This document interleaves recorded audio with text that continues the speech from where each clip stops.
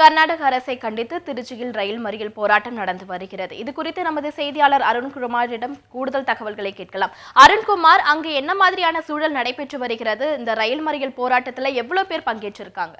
அது பார்த்தீங்கன்னா தமிழகத்தினுடைய மத்திய அரசில் இருக்கக்கூடிய அனைத்து அலுவலகங்களையும் தமிழை அலுவலக மொழியாக கொண்டு வர வேண்டும். அதே போல மத்திய அரசு தமிழகத்தில் இருக்கக்கூடிய மத்திய அரசு அலுவலக பணிக்கு புரிக்கக்கூடிய 90% தமிழர்களுக்கு பணியிடம் ஒதுக்கீடு செய்ய வேண்டும் உள்ளிட்ட கோரிக்கைகளை வலியுறுத்தி தமிழ் தேசிய பேரியக்கத்தை சேர்ந்தவர்கள் ஒரு 500க்கும் மேற்பட்ட தற்போது திருச்சி கோட்ட ஆட்சியர் அலுவலகம் முன்பாக ரயில்வே கோட்ட ஆட்சியர் அலுவலகம் முன்பாக போராட்டமாக நடைபெற்று வருகிறது. இந்த போராட்டத்தில் மணியரசன் தலைமையிலான இந்த போராட்டம் நடைபெற்று வருகிறது.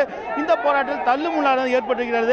அது மட்டும் இல்லாமல் ரயில் நிலைய கோட்டம் முன்பாக நிறுத்தி வைக்கப்பட்டிருந்த மாதிரி ரயில் முன்பாக மேல் ஏறி தற்போது உடனடியாக மத்திய அரசு அலுவலகத்தில் நடக்கக்கூடிய அனைத்திலும் அலுவலக மொழியாக கொண்டு வர வேண்டும் என்பன உள்ளிட்ட கோரிக்கைகளை வலியுறுத்தி இளைஞர்கள் மேலே ஏறி ஆர்ப்பாட்டத்தில் ஈடுபட்டார்கள். அது மட்டும் இல்லாமல் ரயில் மறியல் போராட்டத்திற்கு ஈடுபட முயன்றவர்களை போலீசாருக்கும் அவர்களுக்கும் இடையே மிகப்பெரிய தள்ளுமுள்ளானது ஏற்பட்டு வருகிறது. அந்த காட்சிகளை பார்த்து கொண்டிருக்கிறோம்.